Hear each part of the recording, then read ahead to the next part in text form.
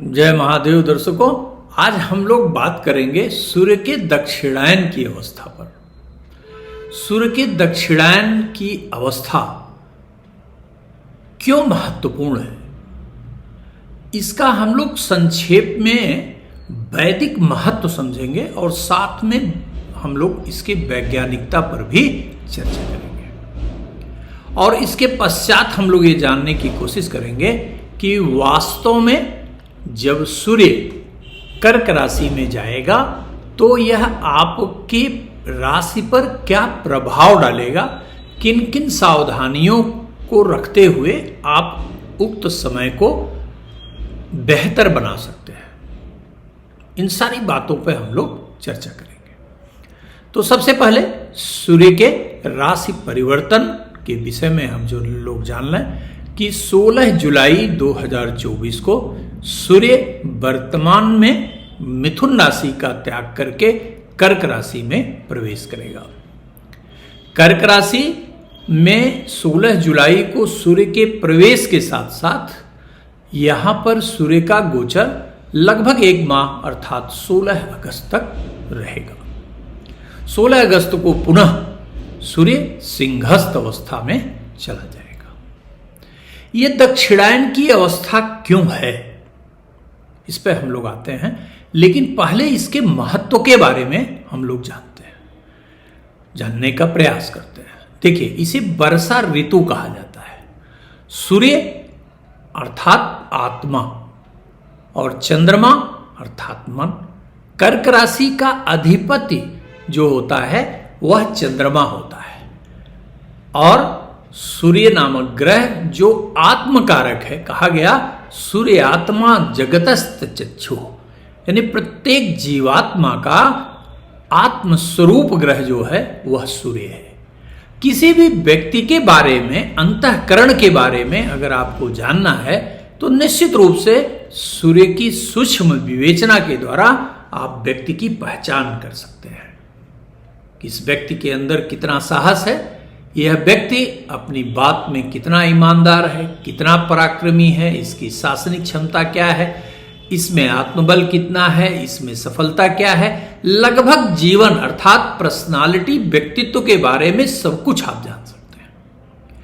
और इतना महत्वपूर्ण ग्रह सूर्य जो संपूर्ण जगत के ऊर्जा का मूल है, जब यह मन की राशि अर्थात चंद्रमा के घर में प्रवेश करता है तो आत्मा और मन का मिलन होता है, जिसे हम पुरुष और प्रकृति का मिलन कहते हैं। पुरुष अर्थात सूर्य, जिसे देवाधिदेव महादेव का प्रतीक भी कहा जाता है। चंद्रमा जो भगवती जगत जननी, जगत की पालक है अर्थात माता पार्वती। तो पुरुष और प्रकृति के मिलन का यह अद्भुत समय होता है और यह 6 माह तक दक्षिणायन की अवस्था रहती है। इसे वर्षा ऋतु भी कहते हैं। पृथ्वी की ग्रीष्म ऋतु से जितनी तपी होती है, ग्रीष्म ऋतु के कारण पृथ्वी के ताप में वृद्धि हो जाती है, जिसे सूर्य कर्क राशि में जाकर उसकी प्यास बुझा देता है। अर्थात जल और अग्नि दोनों के मध्य समन्वय स्थापित करने का भी यह समय होता है। तो निश्चित रूप से दर्शकों, आपको 2 बातें स्पष्ट हो गई होंगी कि पृथ्वी की अग्नि जब शांत करने वाला यह समय है तो आपके मनोविकार को भी, आपके अंतःकरण की शुद्धता के लिए भी यह महत्वपूर्ण समय है। तो सूर्य की कर्क राशि का परिक्रमण जो होता है वह अधिकांशतः लोग यह समझते हैं कि यह अशुभ समय है। ऐसा नहीं होता है, लेकिन इस बात से इनकार नहीं किया जा सकता कि सूर्य का मूल स्वभाव अग्नि है और जब यह जलीय राशि में जाता है तो इसके नैसर्गिक बल में न्यूनता अवश्य आती है। क्यों? क्योंकि इस समय मिलन का समय होता है और इस समय जो सूर्य कर्क राशि में होता है तो मौलिक रूप से इसका अपना नैसर्गिक बल क्षीण हो जाने के कारण ही वैवाहिक कार्य, मुंडन का कार्य, उपनयन का कार्य, गृह पूजन का कार्य इत्यादि जो शुभ कार्य हैं वह सूर्य बल के हीन होने के कारण नहीं किए जाते हैं। बाकी समय अशुभ है ऐसा नहीं है, चूंकि इस समय आत्मिक जो चीजें होती हैं, जैसा मैंने आपसे कहा कि पुरुष और प्रकृति के संगम का यह समय है, इसी के कारण श्रावण मास भी जो है का महत्व है। हम किसी अन्य एपिसोड में श्रावण मास के महात्म के बारे में और इस कर्क राशि में सूर्य के गमन के बारे में हम प्रकाश डालने की कोशिश करेंगे। अभी हम लेंगे तो यह विषय लंबा हो जाएगा। अर्थात दो बातें आपको हमेशा ध्यान रखनी होगी कि यह संस्कार में विवाह अर्थात वह सभी संस्कार जिसमें सूर्यबल की आवश्यकता होती है उसके लिए यह उपयुक्त समय नहीं कहा गया है, बाकी किसी चीज के लिए मनाही नहीं की गई है। यदि दर्शकों आपको अभी तक का वीडियो पसंद आया हो तो निश्चित रूप से चैनल को सब्सक्राइब करिए, बेल आइकन दबाना न भूलिएगा और अपने मित्रों में इसे शेयर भी अवश्य करिएगा जिससे उन्हें ज्योतिष की वैज्ञानिकता का ज्ञान हो सके। अब हम आते हैं सूर्य के कर्क राशि में जाने के कारण प्रत्येक राशि पर क्या प्रभाव पड़ने वाला है। तो सबसे पहले मेष राशि। मेष राशि अर्थात आपके पंचमाधिपति जो सूर्य है वह चतुर्थ भाव में गोचर करेगा। जाहिर सी बात है सूर्य का चतुर्थ भाव में उपस्थित होना बहुत अच्छा नहीं कहा गया है, लेकिन दो मूलभूत विषय के लिए यह अत्यंत शुभ गोचर कहा जाता है। जैसे यह समय बेरोजगार नवयुवकों के लिए अति उत्तम समय कहा गया है, रोजी रोजगार के लिए बहुत बेहतर समय कहा गया है, किसी नए प्रकार के वेंचर के लिए यह समय महत्वपूर्ण कहा गया है। और सूर्य के कर्क राशि में परिक्रमण करने से, गोचर करने से आपको पिता का विशेष सहयोग प्राप्त होने की गुंजाइश भी कही जाएगी। यदि आप सरकारी सेवा में हैं तो निश्चित जानिए कि सरकार का फेवर आपको मिलेगा। डिजायर्ड ट्रांसफर या पोस्टिंग के जो आपकी इच्छा है वह इस समय पूर्ण होने की पूरी संभावना कही जाएगी। विद्यार्थी, जैसा मैंने कहा, प्रतियोगी विद्यार्थियों के लिए यह समय बेहद अनुकूल है। साथ ही साथ जो रोजी रोजगार के लिए इंटरव्यू देना चाहते हैं, इंटरव्यू दे रहे हैं, लंबे समय से असफल हो रहे थे, उनके लिए भी यह महत्वपूर्ण समय है, अर्थात सफलता का समय। इस समय एक बात जरूर ध्यान रखिएगा कि कर्कस्थ सूर्य विशेषकर मेष राशि के लिए कभी कभी यह थोड़ा आवश्यकता से ज्यादा आत्मसम्मान की भावना पैदा करता है, जिससे आपके अपने लोग ही आपसे थोड़े दूर हो सकते हैं। तो विनम्रता जरूर बनाए रखिएगा, बाकी यह समय आपके लिए बेहतर कहा जाएगा। वृषभ राशि, आपके लिए यह बेहद अनुकूल समय कहा जाएगा। आपकी राशि से तृतीय भाव में गोचर करने वाला सूर्य आपके पराक्रम की वृद्धि करेगा, नए प्रकार की योजनाएं भी बनाएगा, आपको समाज में प्रकाशित करेगा, अर्थात आपके किए हुए कार्य समाज में पहचाने जाएंगे। यदि आप कहीं फिल्म, मॉडलिंग, संगीत से जुड़ा कोई काम करते हैं या कंसल्टेंसी से जुड़ा कोई काम करते हैं या लंबे समय से कोई चुनौतीपूर्ण कार्य था जिसे करने का आपका साहस नहीं हो रहा था, तो यह समय आपके लिए बेहद अनुकूल और सफलता प्रदान करने वाला सिद्ध होगा। यहां एक बात जरूर ध्यान रखिएगा कि इस समय में थोड़ा शरीर पर जरूर ध्यान दीजिएगा, अन्यथा आपको अल्पकालिक स्वास्थ्य में थोड़ी दिक्कत हो सकती है, लंबा कुछ भी नहीं लेकिन हल्की सी दिक्कत आपको हो सकती है। और यदि कहीं आप एलर्जी से ग्रसित हैं या आपको थायराइड से संबंधित कोई समस्या है तो निश्चित रूप से आपको अपने स्वास्थ्य पर विशेष ध्यान देना होगा। यदि आपकी जन्मकालिक मिथुन राशि है तो आपकी राशि के लिए सूर्य का द्वितीय भाव का गोचर अत्यंत सामान्य फल देने वाला कहा जाएगा। लेकिन दो बातें विशेष हैं। पहली बात कि पूर्व में पारिवारिक विवाद को समाप्त करने का यह प्रयास करेगा और शासन के मद में यदि कोई धनराशि आपकी बकाया है तो उससे मिलने की संभावना भी कही जाएगी, ये ध्यान रखिएगा। यहां गोचर करने वाला सूर्य आपको थोड़ा क्रोध भी देगा और क्रोध के कारण कुछ बनते हुए कार्य भी आपके बिगड़ सकते हैं। इसलिए अपने व्यवहार में सहजता लाइएगा और बहुत ऊंच नीच की भावना से दूर रहने की कोशिश करिएगा। यदि आप नेत्र रोगी हैं या फेफड़े से संबंधित, लंग से संबंधित कोई समस्या है तो निश्चित रूप से आपको चौकन्ना रहने की सलाह दी जाएगी। यदि आपकी जन्मकालिक कर्क राशि है तो राशिगत सूर्य की अवस्था आपको मिश्रित फल प्रदान करने वाली सिद्ध होगी। एक तरफ जहां आपका व्यक्तित्व प्रकाशित होगा, आपका व्यक्तित्व बढ़ेगा और किसी नए मित्र से संपर्क ऐसा होगा आपका जो आपका कोई विशिष्ट कार्य करा सकता है। दूसरी तरफ यह थोड़ा स्वास्थ्य में भी दिक्कत दे सकता है और जीवन साथी के साथ मतभेद की स्थिति भी उत्पन्न कर सकता है। यदि आप ज्वाइंट वेंचर में कोई कार्य करते हैं तो निश्चित रूप से अपने मनोभाव पर थोड़ा नियंत्रण रखिएगा, अन्यथा आपके अपने पार्टनर से वाद विवाद की स्थिति भी यह उत्पन्न करा सकता है।